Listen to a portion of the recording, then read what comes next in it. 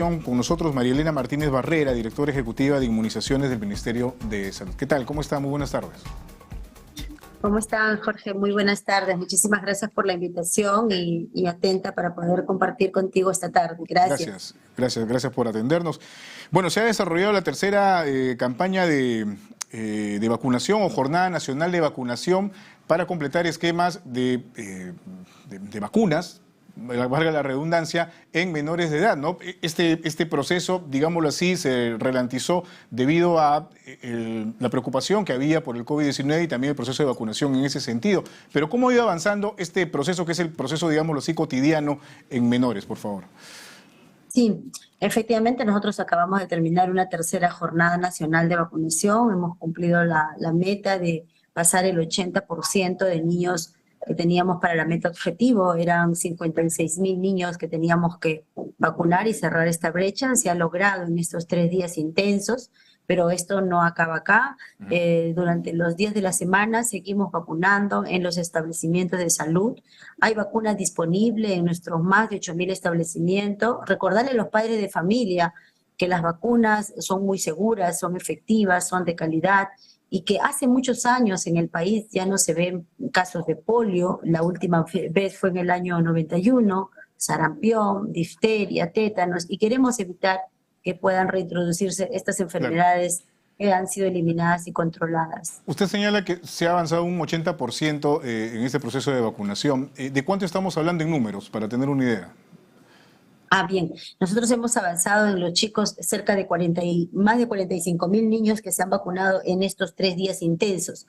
Y eso nos hace a nosotros cerrar la brecha de la vacunación, ya que la cobertura de vacunación en este año también es una cobertura preocupante. Estamos frente a un 60% al mes de octubre. En el mes de noviembre estamos avanzando. Por eso es que se realizó la tercera jornada de vacunación y tenemos planificado intensificarlo también ahora en diciembre, para que a fin de año podamos cerrar la brecha con el 85% de la vacuna de polio y sarampión. Estamos hablando de niños menores de 5 años, que es la etapa en la que se aplican estas vacunas, ¿o no? Así es. Sí, son niños menores de 5 años y los niños reciben diferentes vacunas, Jorge. En el caso de los niños menores de 1 año, reciben 3 dosis de poliomielitis.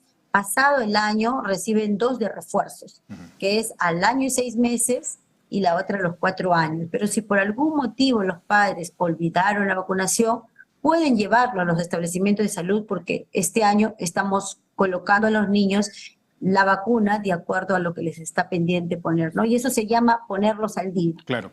Ahora estamos hablando, usted me señala de la polio. ¿Qué otras enfermedades o contra qué otras enfermedades se está vacunando, para tener una idea clara de qué consiste este esquema de vacunación, por favor? Así es.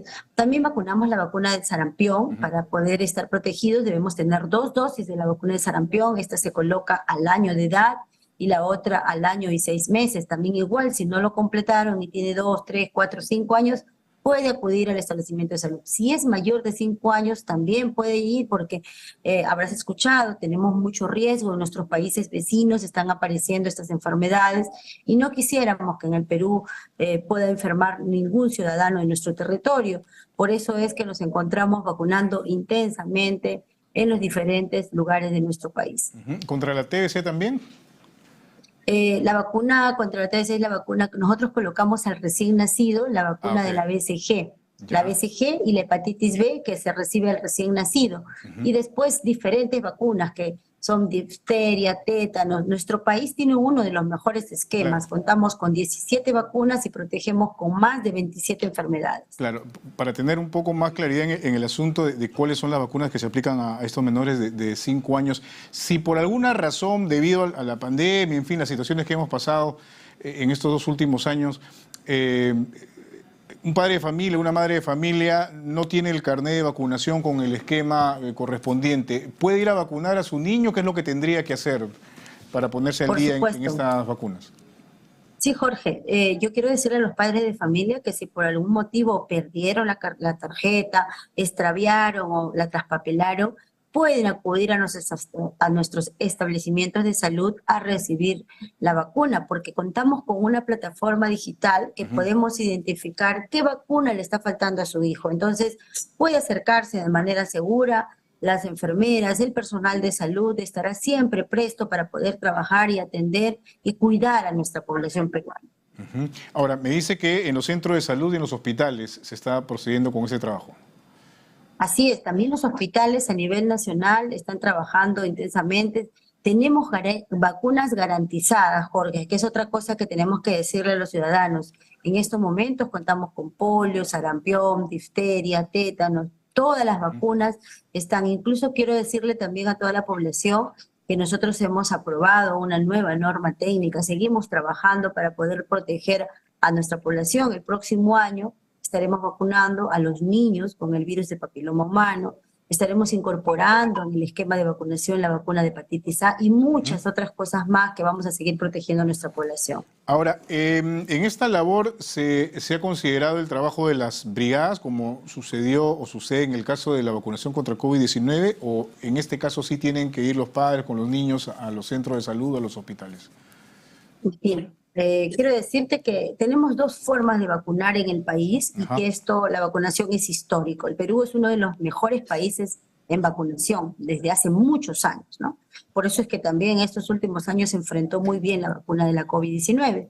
Pero en el caso de COVID-19, como comprenderás, la vacunación se hizo en espacios grandes porque la gente pues no estaba laborando, estaba confinada en las casas y de alguna manera venía para recibir las vacunas. Hoy estamos regresando al pasado, a lo que fue antes de la pandemia, que era vacunar en nuestros establecimientos de salud. Sin embargo, los fines de semana, las brigadas ponen a disposición en horarios diferenciados y también sábado y domingo, que sabemos que los padres están en las casas, salen las brigadas a la vacunación o colocamos los puntos de vacunación en los frontis de los establecimientos de salud.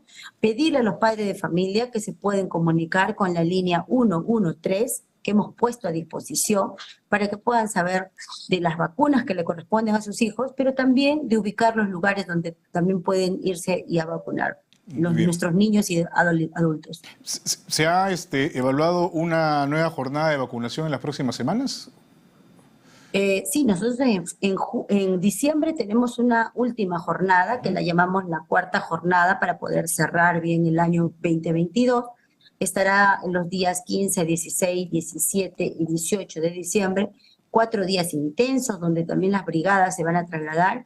Y decirte, Jorge, que este trabajo no solamente corresponde al Ministerio de Salud, lo hacemos con las Fuerzas Armadas, las Fuerzas Policiales, también con E-Salud, con CISOL, es decir, hacemos una articulación con todos, incluso los privados, que también tenemos el punto de vacunación en la clínica Javier Prado. Es decir, nosotros trabajamos de manera articulada, tanto públicos como privados, para poder acercar la vacunación a nuestra población. Muy bien. Respecto, señorita Martínez, al COVID, ¿cómo va el proceso de vacunación en ese sentido? ¿Se ha incrementado el número de casos de contagios? La variante Omicron, que es altamente contagiosa, y sus variantes incluso. Y obviamente se están haciendo las evaluaciones del caso para tomar medidas al respecto, ¿no? De hecho, el cuidado que podamos tener de manera individual es sumamente importante para evitar contagios. Pero en el proceso de vacunación, ¿cómo va esto? Bien, quiero decirte, Jorge, que el día de hoy el país logró vacunar cerca de 21 millones de personas con tercera dosis. Pero esto no es suficiente, necesitamos todavía vacunar, todavía hay una brecha de 4 millones. Sabemos que hay 3 millones de personas que no han iniciado ni siquiera el esquema de vacunación. Pedimos a la población que pueda acudir a nuestros establecimientos de salud porque ya se ha dispuesto que también ahí exista la vacuna.